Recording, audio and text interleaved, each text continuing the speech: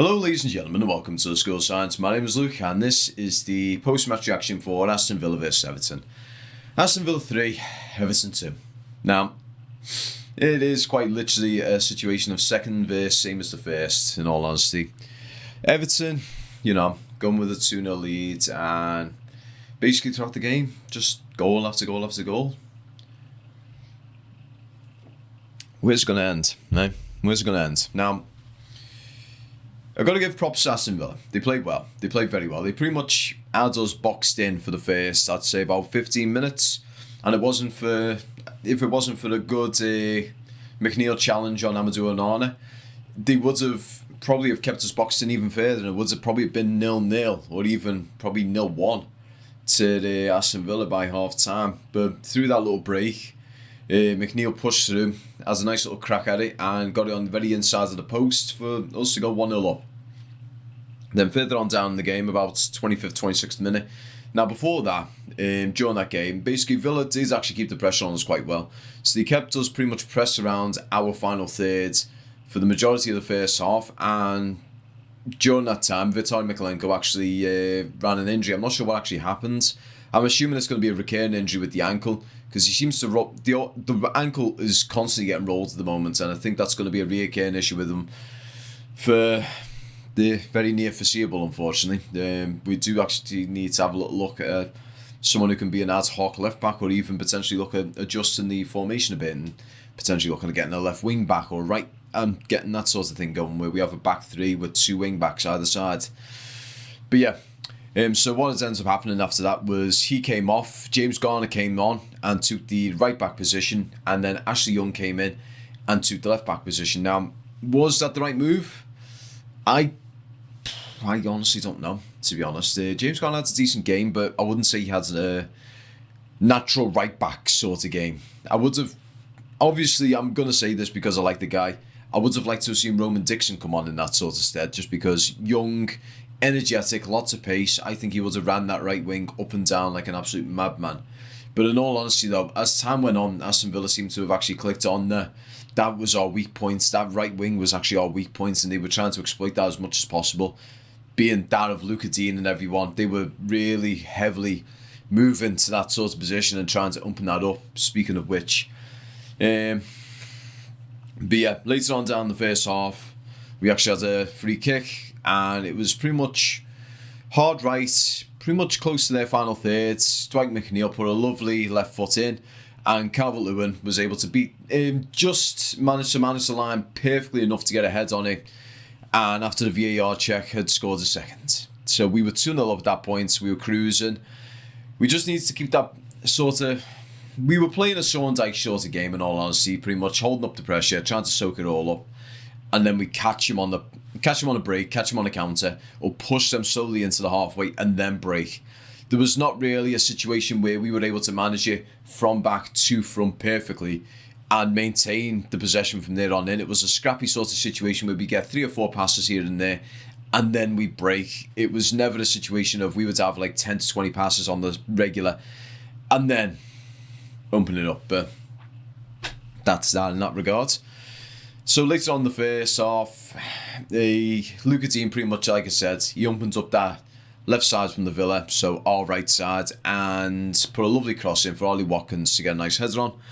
Unfortunately, in that situation, Michael Keane pretty much had lost his man. Ollie Watkins, a lad who's probably about 5 or 6 inches smaller than him, was able to actually get above him with a header and put it past Pickford. Now, in all honesty, I think it was a situation of Michael Keane jumped a bit too early. Either that or gravity seems to operate different with him.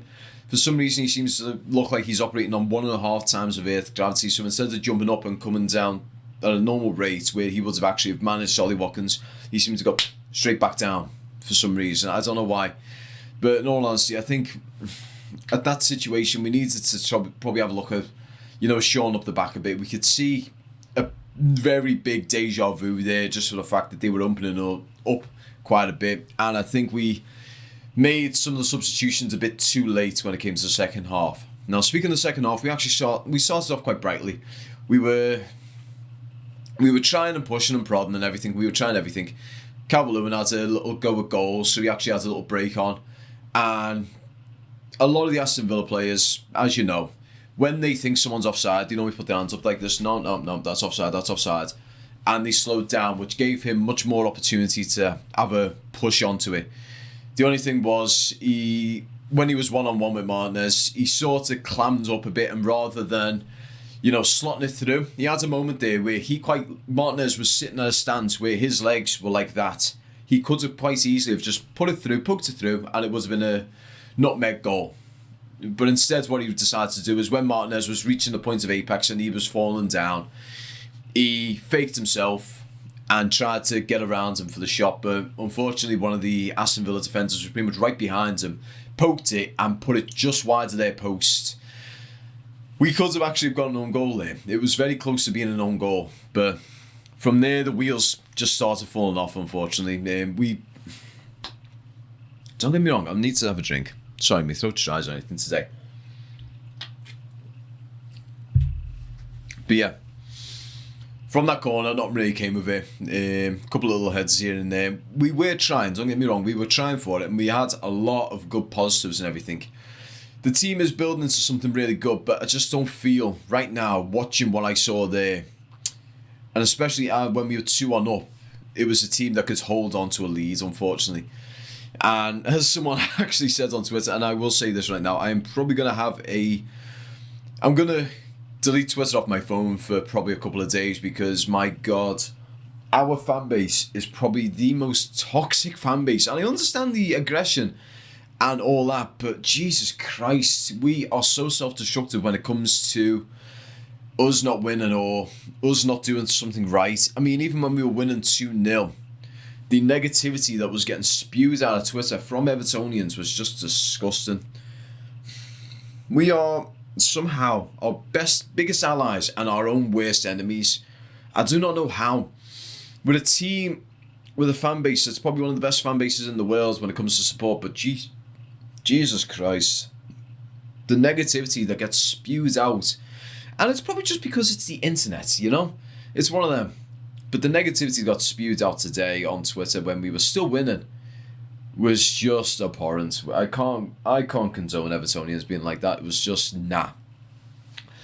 But yeah, as the game went on, as I said, Villa were asking questions of us. They were poking and prodding at the armour and everything. Pickford made a few good saves. James Garner actually made one critical one. So shot came into Pickford's. Pickford got a clean save on it. It bounced back to one of their players. They had another shot, and James Garner just slid in and managed to basically get the ball and clear it off. And from there, again, it was the second goal being Ollie Watkins, and again being Michael Keane. So what had happened is, I'm trying to remember what it was. Pretty much cross came in. Michael Keane lost his man. So Michael Keane was about 2 yards forward. Was on Ollie Watkins, lost interest because he saw someone in front of him, and Ollie Watkins pretty much got an easy ball in.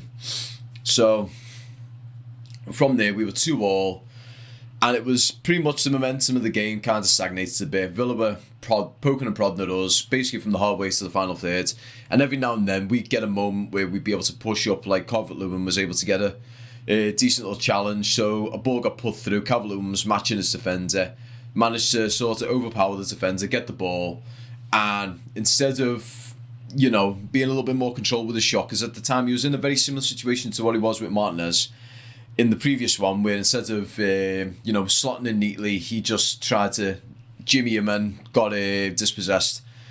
In this situation, he tried to do pretty much the solar opposite. So when Martinez was coming out and closing him down, got a good hit on it. Now, unfortunately, when he got the hit on it, he sort of hit it at the side and brought it upwards. And from there, it was constantly going up. And if he was probably I would say if he was half a yard closer, it would have went in off the bar. But unfortunately, with him being where he was, hit the bar, came down and came out for Martinez to clear it out, or one of the defenders cleared out. To be honest, a lot went on in that game, so my mind's a bit... But yeah, third goal. That third goal was an absolute peach. So Ollie Watkins came on, and then number 9 came on. I cannot even remember his name now. But then number 9. Basically what happened is he got the ball in midfield. Tarkowski was backing off him. Instead of closing him down and not giving him any space, Tarkowski was sort of trying to keep himself big, but was also backing off at the same time. And that gave the lads enough time to sort of just take a Hail Mary shot and it just is a nice left curl into the top corner. Pickford was not going to get it in a million years, and from there, that was the game pretty much signed and sealed to Aston Villa. Now, don't get me wrong, we played really well in that game. We did actually play really well. A few minor things here and there, which cost us goals, which I think we could work on, but quite frankly, I just don't think Sean Dyche is the man for the job at this point in time. I personally do not think he's the one for Everton in the long term, and it's case in point here. I mean, at this point in time, we've conceded, off the top of my head, about 13 goals in 4 games. So you're talking at the very least 3 goals a game at this point, 3.3 and a bit, and we've scored 4 in 4 games. So you're talking 3-1 losses across the board. I always remember when Martinez was with us and we were getting a very similar sort of situation. You know, we were getting high score rates, but we were conceding a lot. This seems to be the case with Sean Dyche, except we're not scoring as much. And we sacked Martinez for that. So how long is Everton going to hold on to Sean Dyche before they say to him, look, it's not working, mate. Your management style is not doing what we needed to do. We seem to be picking up a few too many injuries here. And these ones you could probably associate with fatigue. Speaking of which, who came off in the end?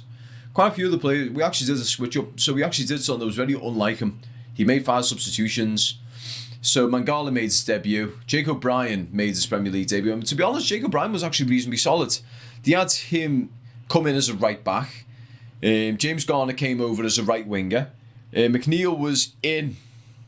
He was pretty much sitting. He was alternating between middle and right in the second half. Iliman Ndiaye had a bit of a quiet game. I will say that. Ndiaye actually did have a quite a quiet game, to be honest. He had a few little moments where he was able to move the ball. But overall, he had a very quiet game. Irabin was very similar. Idrissa Gueye, again, similar. The only standout players for me from memory are pretty much... Calvert-Lewin had a really decent game, actually, with the goal and the whatnot, and the attempts. McNeil has a good game. He has a goal and assist. Who else? Harrison had a pretty decent game as well. He actually moved the ball quite well. That's it, really, to be honest. There's not too many. But when I say quiet game, they didn't have bad games. He had okay games. They just weren't particularly standing out to me. And I kept a close eye on Iliman Ndiaye as well, because operating off that left, it was interesting to see him play. And he did, like I said, he did well, but it was quiet. Basically, they knew that he was a potential threat going up that left wing, so they did everything they could to try and stop him from doing what he does. So anytime he had that ball, pretty much players would surround him. He'd have 2 or 3 players around him, and anytime he moved, someone would lunge a foot in. So when they watched him and he sort of stammered to then move with the ball and try and put them off, he would basically be met with a foot. That's how they tried to stop him, and I'm hoping he can adapt to that and bring something and switch it up a little bit enough to try and, you know, alternate things a little bit and try and, you know, up his repertoire a little bit. But yeah, it's very disappointing to see the situation we're in right now, though. Like I said, rock bottom of the table with a -9 goal difference now. So there's something's got to give. And to be honest, I've got to... I hate to say it, but I do have to point a finger to Michael Keane just for the fact that he actually did. I would say he was responsible for at very least 1 goal. At the very least 1 goal. That one being the header goal. The second one is a debatable one because I can't really remember it completely clearly, even though I watched the game less than an hour ago. And the third one, that was down to James Sarkowski, in my personal opinion. He should have really have done better with that one. He should have been able to close down onto that and stop their player from actually taking that shot.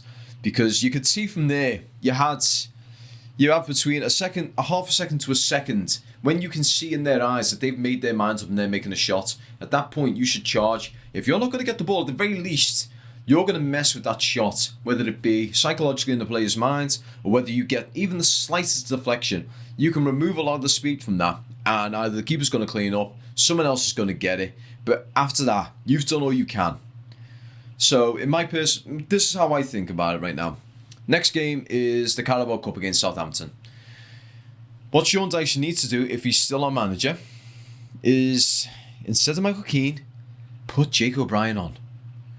Or if you can't do that, if you honestly can't stomach the idea of Jake O'Brien and James Tarkowski being in the back four. Make it a back three with wing backs. You can have Michael Keane, you can have Tarkowski, and you can have Jake O'Brien.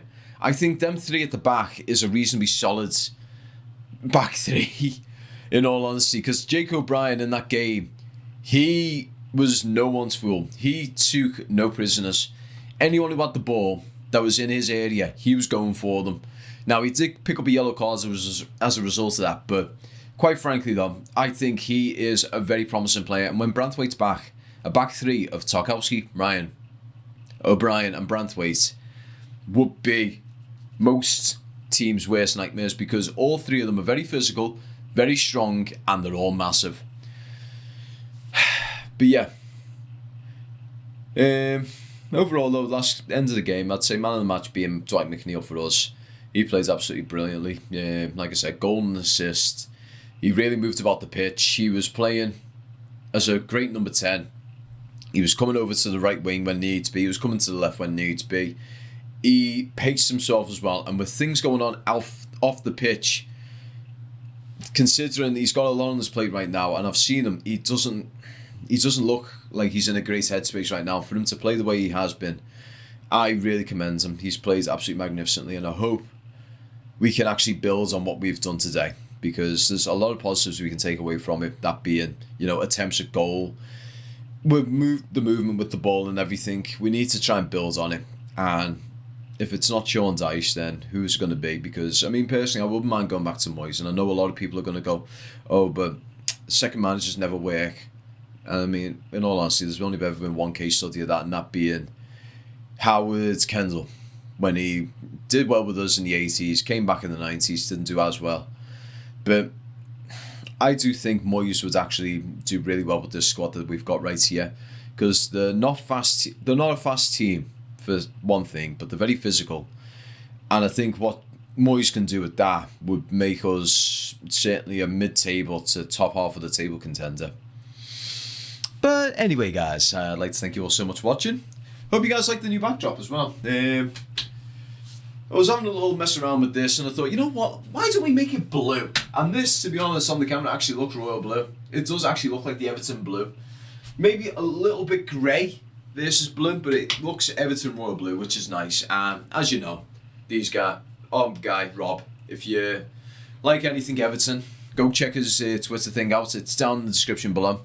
Also, if you want to discuss anything in the comment section below, please put it in the comments. If you think what I've said is a load of, poppycock, or you think, oh, I agree with you, but I think this, or Dyche needs to stay, Dyche needs to go, Moyes needs to come in, Moyes doesn't need to come in, we need to get Frank Lampard back, we need to get Benitez back, we need to go and get Coldrup back. If you want to put something like that in the comments below, please put them below. I love discussing these sorts of things with you guys. Also, just a very quick one. Drone is going to be delayed till Monday, unfortunately. I was out today, but with everything that's going on right now, outside of football and my personal life and whatnot, I'm unfortunately a little bit stretched thin. So I'm going to be doing this video, getting this up for, let's see, 9 o'clock. So this will probably be live right about 9 o'clock-ish. But you probably can tell that because you guys are watching this from the future. So hello from the future. Well, hello from the past. But anyway, guys, again, thank you so much for watching. Take care. Enjoy the rest of your weekend. I mean, Liverpool lost, so you can take that one. And they lost to Nottingham Forest of all things, so hey, happy days. Yeah. Okay, guys, thank you very much for watching. Take care. Have a great weekend, and peace.